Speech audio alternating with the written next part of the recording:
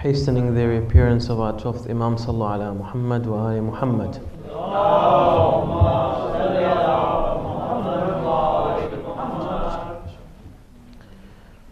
For Shaheed Karbala, Qasim ibn al-Hasan sallallahu ala Muhammad wa ali Muhammad.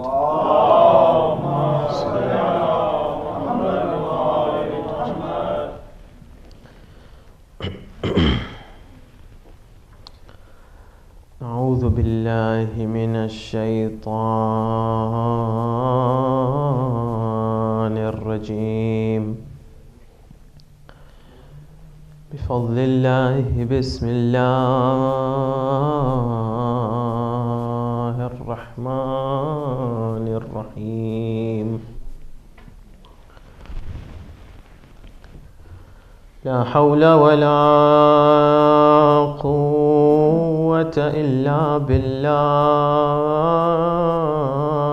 العلي العظيم.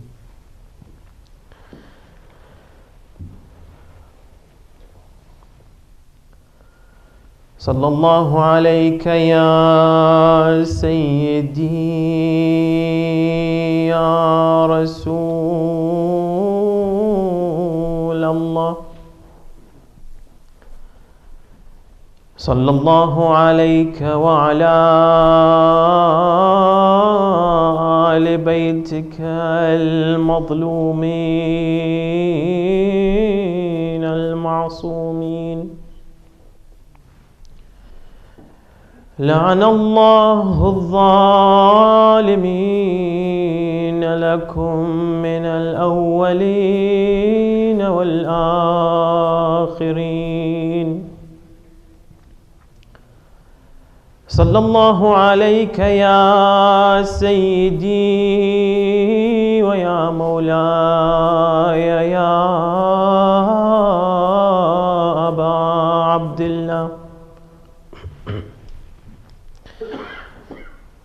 صلى الله عليك يا أبا عبد الله يا ابن رسول الله. يا عبرة كل مؤمن ومؤمنة، يا رحمة الله الواسعة، ويا باب نجاة الأمة سيدي. ما خاب من تمسك بكم، وأمنا من التجأ إليكم. يا ليتنا كنا معكم فنفوز فوزا عظيما.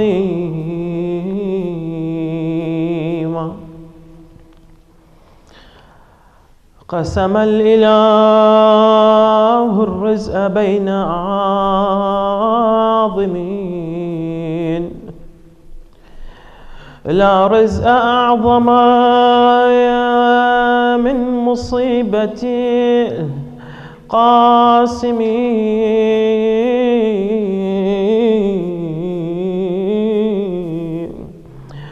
Allah divided calamities among the great, though no calamity was greater than the tragedy of Qasim.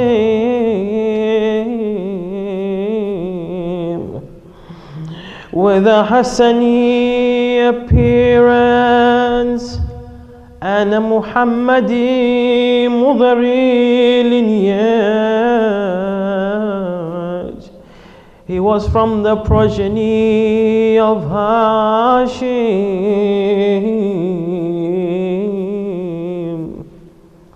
He was a killer of champions destroyer of armies, Alith al-Ayan.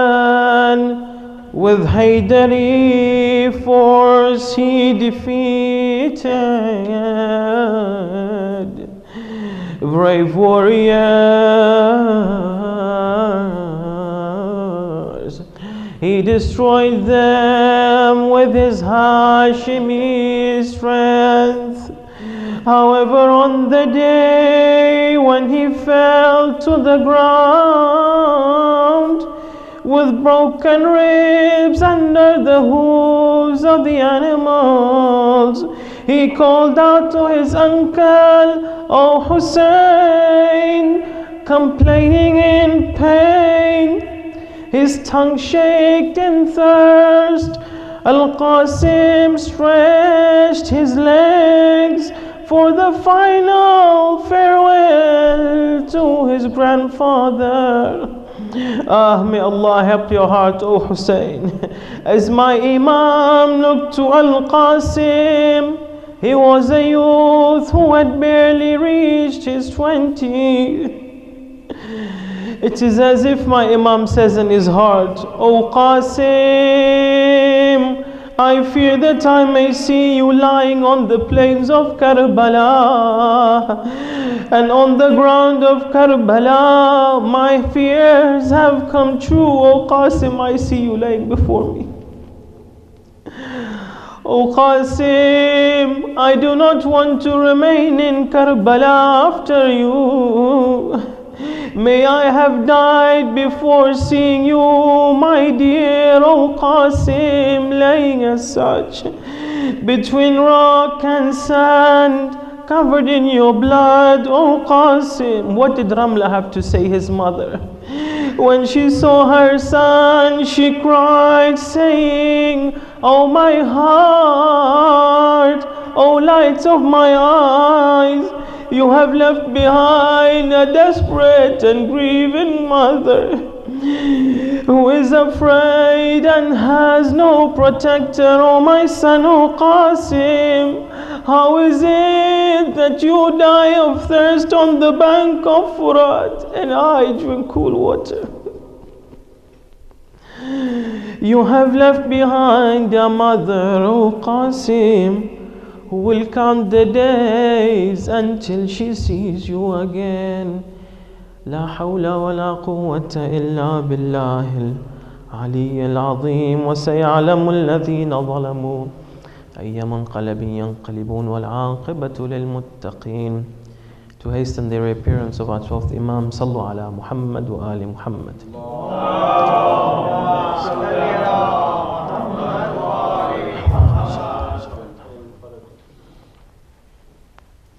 For the love of Sayyidah Zahra alayhi salam, one louder salawat.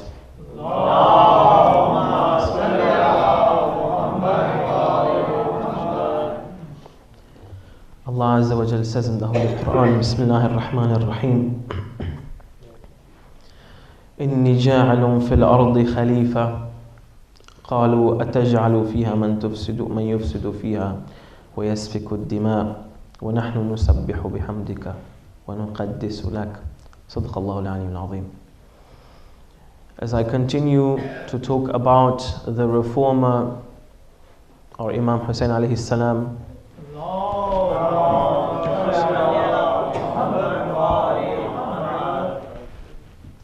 so that when we know who this reformer was and when he gave that huge sacrifice, in order to know the grandness of the sacrifice, we have to know the person who was sacrificed. Only then can we comprehend how grand that sacrifice for Islam was. As such, I had chosen Ziyarat Warith in order to see some of the traits and some of the realities, some of the manifestations of Allah Azza wa Jalla's attributes and His names and His qualities that previous prophets had, so that we see in Ziyarat Warith how Imam Hussain alayhi salam inherited them. And we had started by talking about the personality of Nabi Adam alayhi salam, and in the khutbah right now I recited this verse in which Allah Azza wa Jalla says in the Holy Quran, "Verily, I'm going to place between mankind and the earth a representative, a vicegerent." And they, the malaika, they said, will you place therein those who will make mischief and shed blood, while we glorify you with praises and thank you and sanctify you? With this regard, we had talked a little bit about the fact that when we say salam to our Imam alayhi salam, number one, he is present, number two, he hears the salam, and number three, he also responds. This is because of the fact that the Imam is present in this world, and if he is martyred, it does not mean that he does not listen. No, because of the fact that the light of the Imam and the Ma'sumin alayhim salam of Ahlul Bayt, their light is far more powerful than just being confined by this. And when a person does transcend and is lifted or goes higher from being bounded by the locks and by the ropes of this materialistic and this natural dunya of this world, their perception and their presence becomes even higher, even more powerful. Thereat they can perceive realities that a person cannot when they are bounded by this dunya. As such, our Imam alayhi salam is able to perceive all of these realities, and one of them is our salam to him.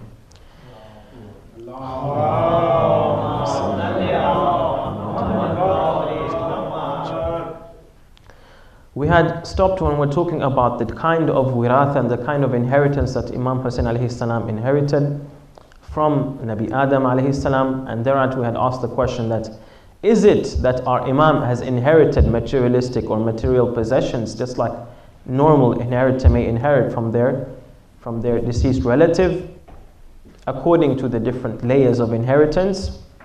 Or is it something else? The definite answer is our Imam Hussain alayhi salam, just like the Imams before him and the Imams after him, there are certain possessions that were special possessions of our prophets during and throughout the course of history that they have inherited. For instance, one of the possessions that they have inherited is, according to the ayat of the Holy Quran, as we can derive, and from the riwayat and from the narrations, that when Nabi Ibrahim alayhi salam was cast into the fire in Babylon under the command of Namrud, Allah Azza wa Jal made that fire cold for him. But in the explanation that is given in some of the narrations, it said that Allah Azza wa Jal sent him a special shirt that protected him from the fire so that it would not harm him. That shirt was brought to him from Jannah. And this same shirt was the shirt that he bequeathed to his children, and in the end it reached Nabi Yusuf alayhi salam. And Nabi Yusuf alayhi salam, after Nabi Yaqub alayhi salam had gone blind, he gave it back to his brother Lawi so that he could take it to him, to his father, so that he could return, his eyesight would return. So this is one of the things that our Imam alayhi salam has. And as such, there are other similar possessions. For instance, the ring of Nabi Sulaiman alayhi salam, with which he would command the jinn kind as well, jinn and mankind. Among the possessions is the staff of Nabi Musa alayhi salam. Among the other possessions is as well the box of Sakina, Tabutu Sakina, the box of tranquility that Banu Israel had from the time of Nabi Musa alayhi salam. So these are some of the possessions that our Imam alayhi salam had, and our trust Imam Ajalullah Ta'ala Farj al-Sharif as well, he also has. However, is this kind of inheritance what is meant in this ziyarah? No, this is not what is meant in this ziyarah. These inheritance and these possessions, they do have them. However, what is meant by the ziyarah is something else. It is referring to, with reference to a special reality that he has received and inherited from Nabi Adam alayhi salam. This reality that our Nabi, that our Imam Hussain alayhi salam inherited, or this meaning of inheritance. This meaning of inheritance can be supported by a narration that we have, in which it says that al-ulama warathatul anbiya. That is to say, the ulama, they are the inheritors of the prophets. The word alim means a person who knows, the person who knows the truth. And the most perfect example of the person who knows and who has knowledge of the truth is the Imam alayhi salam. So if an alim, if a scholar in the Hawza, in the Islamic world, were able to reach to a certain level of mysticism, of irfan, and they are able to inherit some of the realities, our Imams alayhi salam, they receive and inherit these realities to the furthest extent possible. So thereat, this narration, when we take it and we put it together with Assalamu alayka ya waritha Adam and ya waritha waritha, we can understand that this wiratha, this inheritance, it is not only materialistic. No, it is looking at something else. Assalamu alayka ya waritha Adam. Adam alayhi salam, who was he? If we look right now, let me just give some of the events that happened with Nabi Adam alayhi salam when he was first created. In the Holy Quran, let us read some of the verses, and thereafter we start to dissect this matter. We start to divide and talk about it a little bit more detail. Allah Azza wa Jal says, Bismillah ar-Rahman ar-Rahim, in the first verse that I recited, Inni ja'alun fil ardi khalifa, that I'm going to place a vicegerent, a representative on the earth. قالوا أتجعل فيها من يفسد فيها, are you going to put someone in that earth, in that land, who will cause corruption in it? ويسفك الدماء, and shed blood as well. وَنَحْنُ نُسَبِّحُ بِحَمْدِكَ وَنُقَدِّسُ لَكَ, whereas we, this is the angel saying that we praise you and we glorify you. Why do you need this creation? Why do you need him? Adam alayhi salam, then from this ayah we can derive that Allah Azza wa Jal referred to him as his caliph.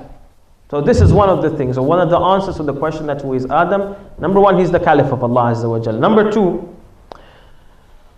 وَعَلَّمَ آدَمَ الْأَسْمَاءَ كُلَّهَا ثُمَّ عَرَضَهُمْ عَلَى الْمَلَائِكَةِ قَالَ أَنْبِئُونِي بِأَسْمَاءِ هَؤُلَاءِ إِن كُنتُمْ صَادِقِينَ قَالُوا سُبْحَانَكَ لَا عِلْمَ لَنَا إِلَّا مَا عَلَّمْتَنَا إِنَّكَ أَنْتَ الْعَلِيمُ الْحَكِيمُ.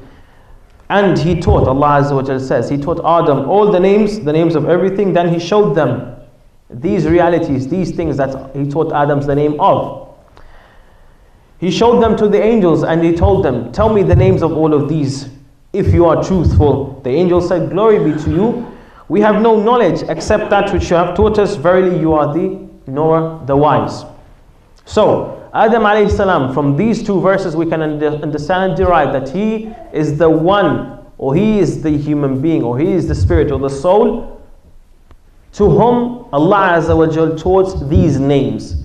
We'll talk about these names a little bit later on, or what these names were of. Muallimul Malaika, Adam alayhi salam, when the angels were not able to answer what these names are, Allah Azza wa Jal speaks to Adam.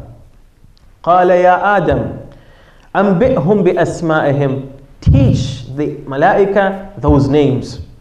فلما أنبأهم بأسمائهم, when he informed them of the names, قال ألم أقل لكم إني أعلم غيب السماوات والأرض وأعلم ما تبدون وما كنتم تكتمون. That is to say, did I not tell you that I know the ghaib, the unseen of these worlds, of the heavens and the earth, and I know whatever you reveal and whatever you disclose, you keep secret? So over here we can understand that number three, Adam alayhi salam is the teacher of the malaika. He is the one who taught them all of these realities. He lifted even the status of the malaika when he informed them of those realities. Number four, وَإِذْ قُلْنَا لِلْمَلَائِكَةِ اسْجُدُوا لِآدَمَ فَسَجَدُوا إِلَّا إِبْلِيسَ أَبَى وَاسْتَكْبَرَ وَكَانَ مِنَ الْكَافِرِينَ. Allah Azza wa Jal says, and remember when we said to the angels, prostrate before Adam, thereat, and they prostrated all of them except Iblis. He refused and he was arrogant and he was from the kafirin, from the disbelievers. Thereat we can find that Adam alayhi salam had these four traits in the beginning of the story of his creation.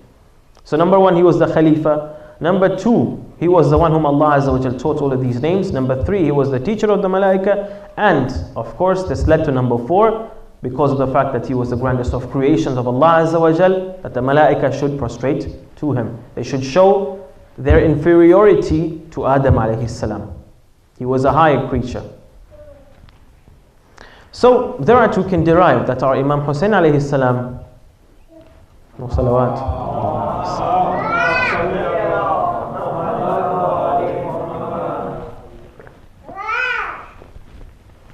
we can derive them.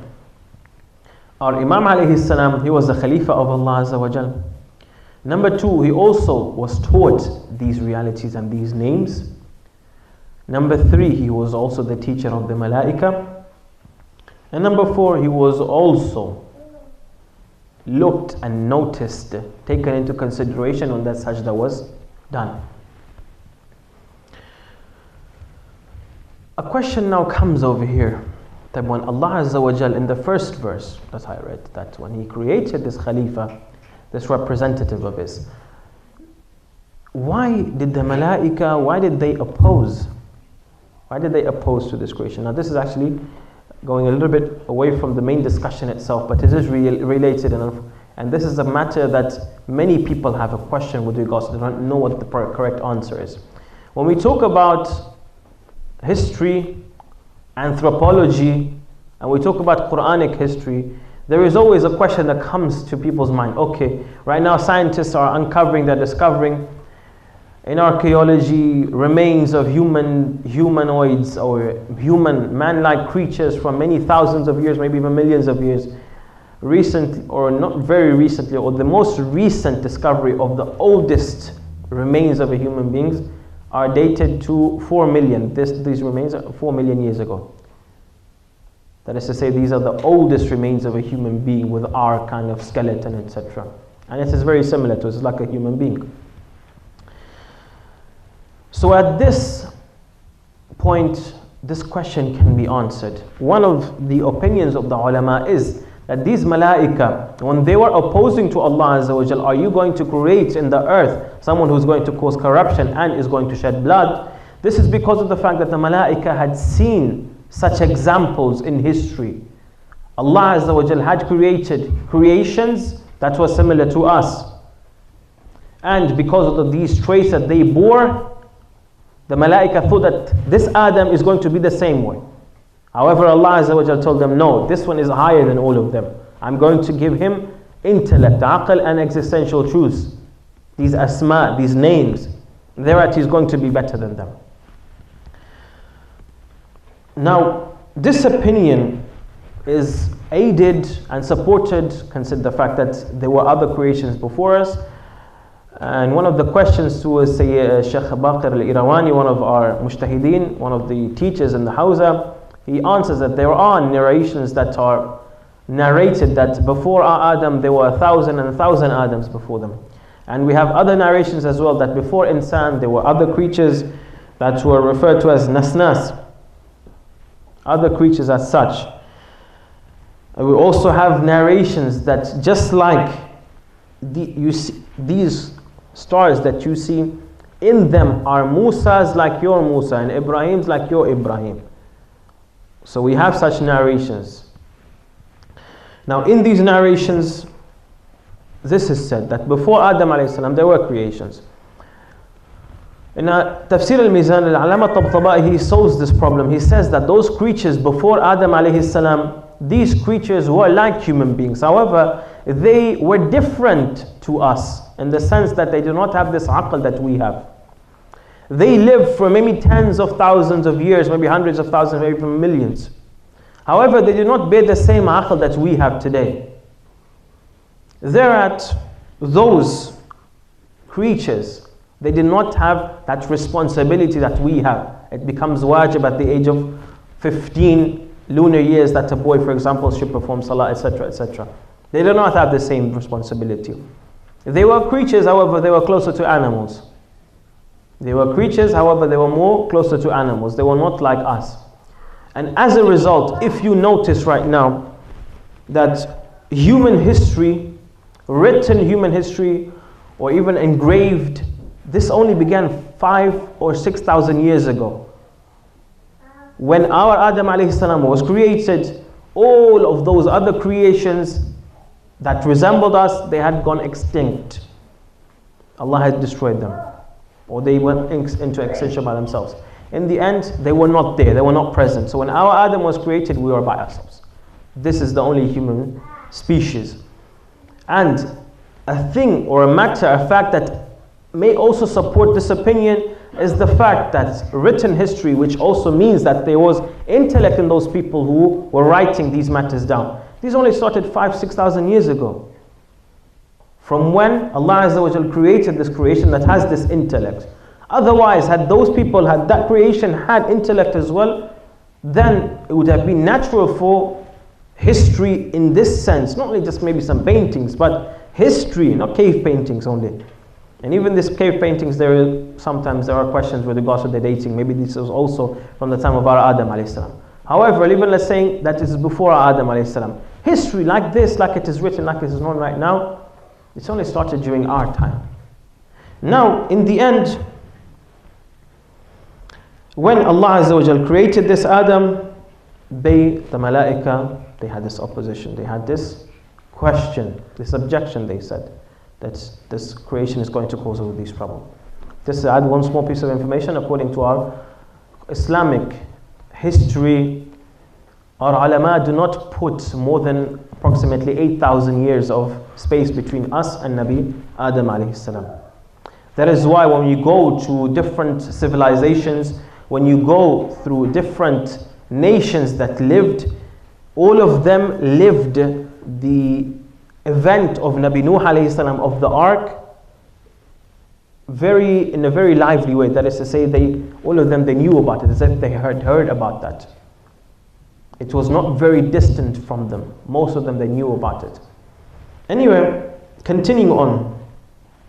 Allah Azza wa Jal said that I know what you do not know. What did Allah Azza wa Jal know? Allah Azza wa Jal was going to give this responsibility and this intellect to this creation. وَعَلَّمَ آدَمَ الْأَسْمَاءَ كُلَّهَا. According to the tafsir, to the explanations, it is said that Allah Azza wa Jal taught Nabi Adam alayhi salam the realities. Sallallahu alayhi Muhammad wa Muhammad.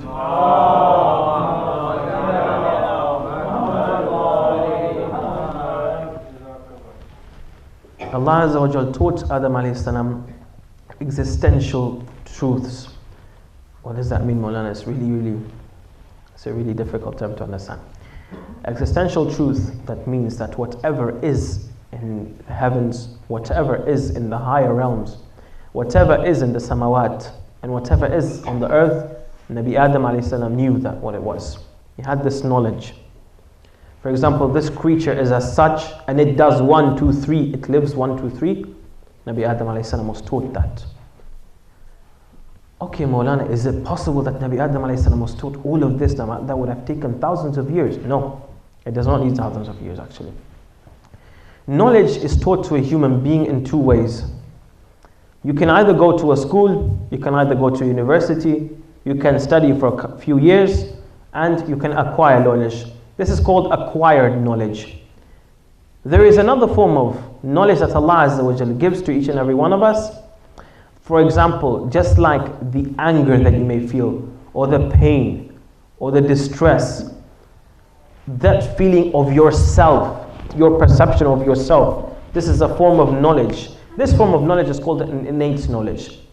When this is taken even higher, Allah Azza wa Jal, like wahi, like revelation, He reveals all different forms of knowledge directly to the heart of a person. Directly. This is how all of our prophets were taught. This is how the Holy Prophet Muhammad sallallahu alaihi wasallam received all forms of knowledge in the cave of Hira. When he first received the reality of the Holy Quran in general. This is how knowledge is received. This is how our Imams alayhi salam, even at the age when they start, for example, some of our Imams, our 12th Imam, Ajjallahu Ta'ala Faraj al-Sharif, for instance, he became Imam at the age of 5.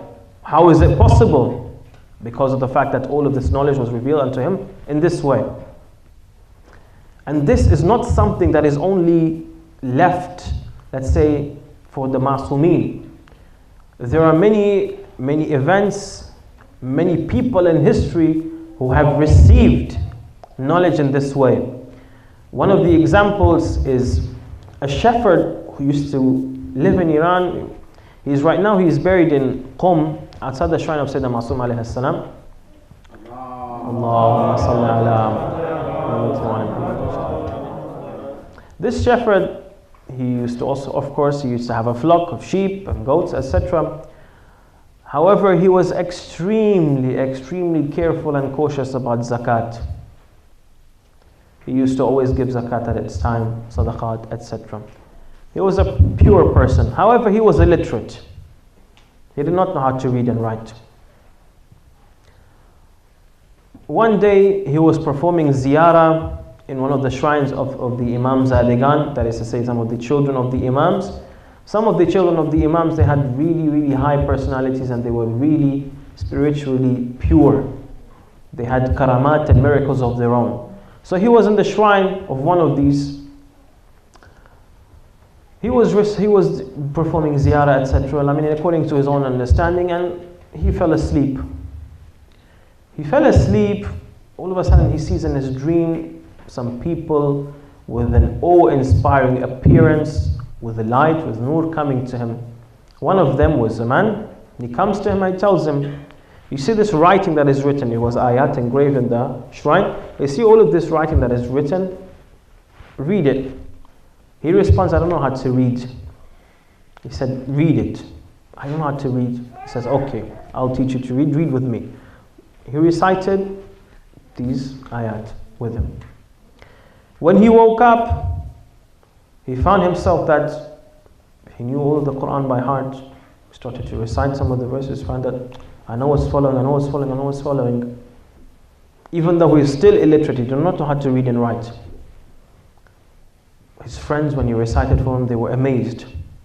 This was happening at the time of Ayatollah Burujerdi.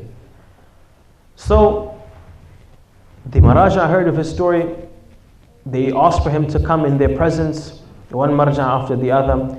He went into the presence of Ayatollah Burujerdi, rahmatullah alayh. So Ayatollah Burujerdi, he wanted to test him. So what he did is that he wanted to make sure that this person knows how to read or not. Maybe he's just lying, maybe he's just memorized the Quran, there's nothing special about him. Maybe there isn't any miracle that has happened, he's just claiming, he's just alleging that. He said, okay, read this book for me. He held the book, started to scratch his head. I don't know how to read it. Okay, maybe this verse. He said over here, okay, this verse. This is a verse, I recited this verse, but I don't know how to read the rest. I said, why? What's wrong? Don't you know how to read the Quran? He said, yeah, this is the Quran, read it for me. He says, no, I can read this verse, that verse, but I don't know the rest. So he could only read, he could only read the Holy Quran. He said, you're right. This is not the Holy Quran. This is a book taught in Hausa. This is a book of Arabic grammar. Or actually it's a book of Arabic eloquence, balagha. Those verses that you were able to read, those were the Holy Quran. But the rest is not Holy Quran, the rest is science of balagha. Ayatollah Burujerdi then asked him, but how are you able to read that and not read the others? He said, these verses, they have nur. These writings, these lines, they have nur coming from them. But the others, they don't have nur coming from them.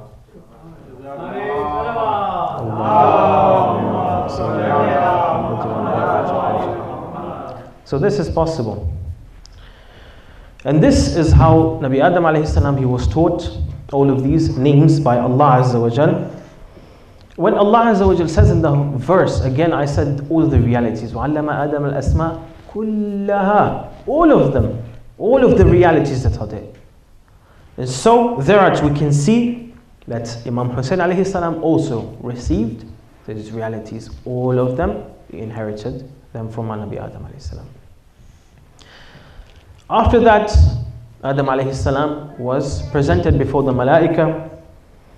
When the Malaika were not able to answer what the names of these realities were. So Allah Azza wa Jal, when He asked these Malaika, they said that we don't know except that which you have taught us. They said, Subhanak, La ilma lana illa ma 'allamtana. We do not know except that which you have taught us. In other words, they say that you, O Allah, it is not that you have been miserly, ma'adallah, or stingy, you haven't taught us all of these names. No, it's because of the fact that we are a lower creation. We now understand that we are a lower creation. He is a higher creation. He is not like what we thought. He's not like that creation that we thought that it would just shed blood and cause all of this corruption in the earth. At that, we can now come to see that Imam Hussain alayhi salam,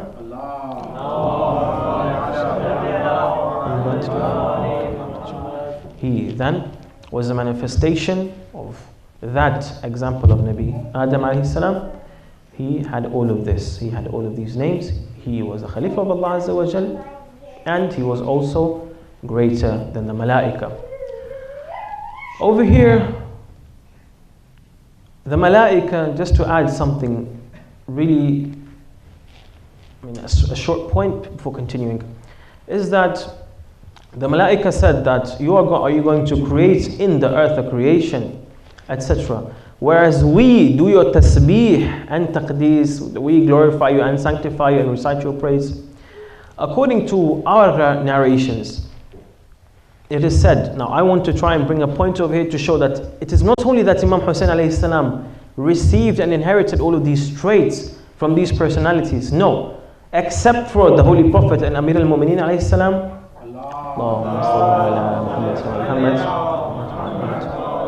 The rest of the Ulul Azam prophets, whatever the Imam received and inherited from them, the Imam had that quality at an even higher level.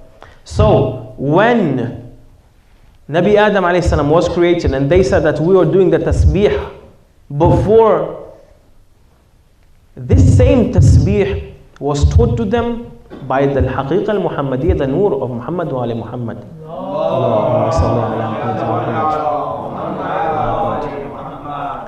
This tasbih, according to our narrations, it is said that the first thing that Allah Azza wa Jal created was the light of our Holy Prophet and his progeny. After creating it, this Nur, out of its proximity and closeness and nearness to Allah Azza wa Jal, this Nur, it started to recite tasbih. After thousands of years, Allah Azza wa Jal created angels from their Nur again. He created angels from them. When the angels were created, they did not know what to do. So they looked at that Nur, and that Nur taught them how to do tasbih of Allah Azza wa Jal.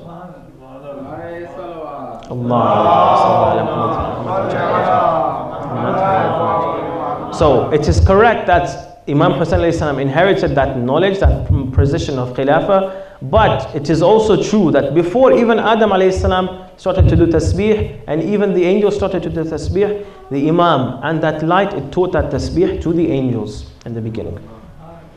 We come to the word Safwatillah, that is to say the chosen one of Allah Azza wa Jal. In the Holy Quran, Allah Azza wa Jal says, Bismillah ar-Rahman ar-Rahim, Inna Allah astafa Adama wa Nuhan wa ala Ibrahim wa ala Imrana ala al-Alameen. That is, Allah Azza wa Jal has chosen Adam alayhi salam, Nuh alayhi salam, the Prophet, the progeny of Ibrahim and the progeny of Imran, above all the rest of the people and the rest of the nations. So Adam alayhi salam, according to the Holy Quran, he was chosen. Allah Azza wa Jal chose Adam alayhi salam. What does al-istifa mean over here? In the Arabic language, we have certain words that are very similar. Istafahum, that is to say, he chose them. It means he chose them for himself. He did not choose them for anything else. He chose them for himself. And istifa, it is different to what is known in the Arabic language as the word intikhab. Intikhab means for you to select. For you to select, that is to say, I, for example, if there are 2 cups here in front of me, I can choose any one of them. But me choosing one other and not the other, it is not out of any reason, or it is not because this one is better than the other one. Whereas istifa in the Arabic language, it means that I am choosing one thing and not another because this thing is better than all of the others. So thereas Allah Azza wa Jal chose Adam alayhi salam and these progenies and Nabi Nuh alayhi salam, it is because of the fact that they were better than the rest of the worlds. So Safwatillah means the chosen one of Allah on the basis of his merits that other creatures did not possess. How did Allah Azza wa Jal choose Imam Hussain alayhi salam then, Mawlana? Allah Azza wa Jal chose Imam Hussain alayhi salam for this purpose, which was the epic of Karbala, of Ashura. When Imam Hussain alayhi salam was in Medina, and he was by the grave of the Holy Prophet, and he fell asleep. In his dreams, he saw his grandfather, the Holy Prophet Muhammad sallallahu alaihi wasallam. And the Holy Prophet informed him. He said, Sha'Allahu an yaraka qatilan wa sha'Allahu an yarahunna sabaya. That is to say, Allah Azza wa Jal has willed, He wishes to see you as a shaheed, to see you as a martyr and killed, and to see them, the women folk, as taken captives. So Allah Azza wa Jal chose Imam Hussain alayhi salam in order to save his religion, in order to cause this shock in this ummah, so that it will wake up from its sleep, from its slumber, because it was deviating and going another path totally. Allah Azza wa Jal chose Imam Hussain alayhi salam to be like this fire that is bringing us to the religion of the Holy Prophet, and to carry out and to perform these majalis every year. It is the love of Imam Hussain alayhi salam that is bringing us here. And so Allah Azza wa Jal chose Imam Hussain alayhi salam to be the guarantee of the continuity of Islam. He chose him to be the guarantee of the continuity of Islam. So this is the kind of istifa that Allah Azza wa Jal chose. A final point that I would like to mention is the fact that when that sajda was happening before Imam Hussain, before Nabi Adam alayhi salam, there were two groups of people. The first group of people were the angels, who had understood what this reality before us, this creature before us is.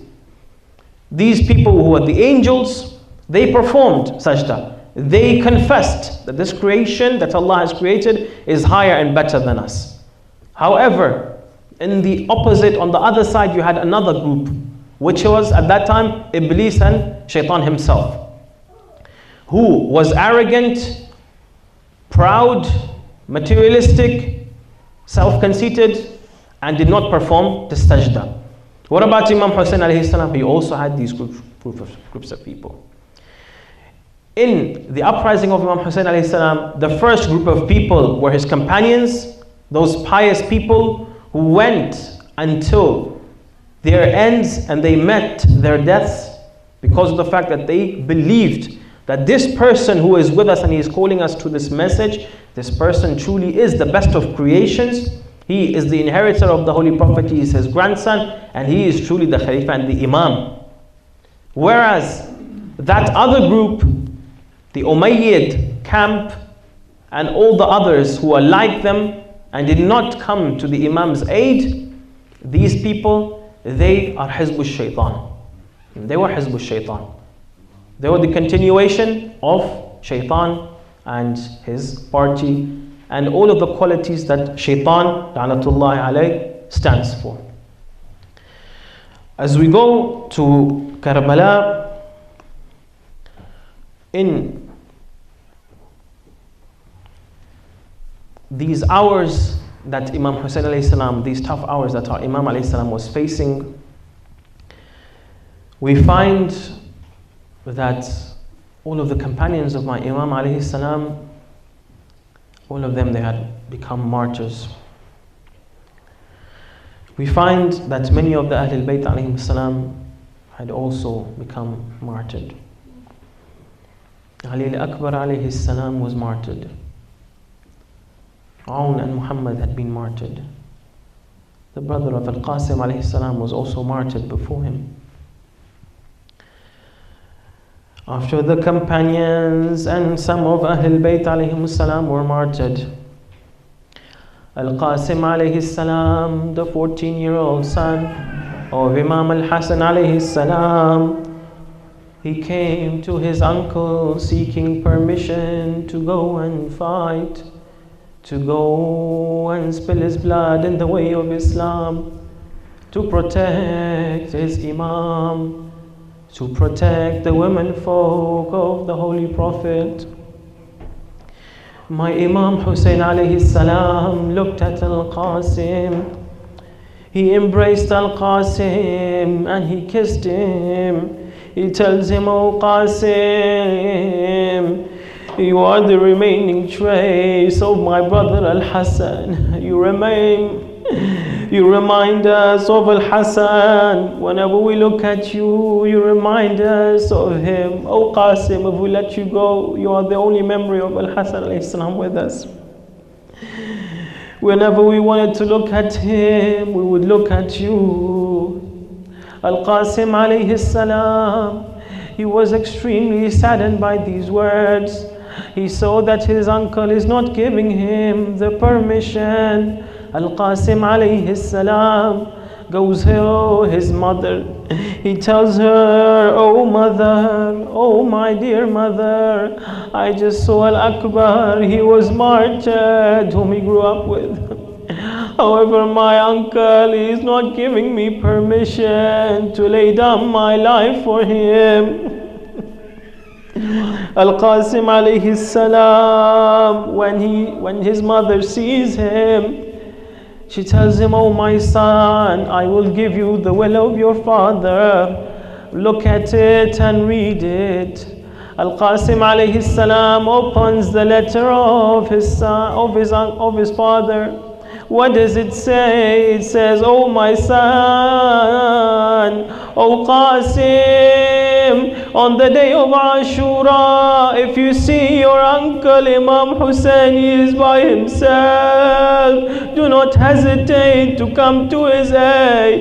Help him and lay down your life for your uncle, oh my dear son." Al-Qasim alayhi salam takes this letter.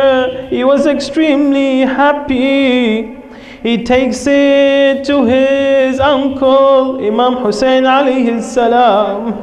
Imam Hussain, he reads that letter from his brother and he starts to cry and weep. He hugs and kisses Al-Qasim alayhi salam. He tells him, "Oh my son, I will let you fight." He makes him wear his armor and his helmet. He tells him, "But first go bid farewell to your aunts, to Zainab and to your mother Ramla." Al-Qasim alayhi salam goes and he bids farewell to his aunt, to Zainab, who had just seen Ali al-Akbar die before her. He goes and bids farewell to his mother Ramla.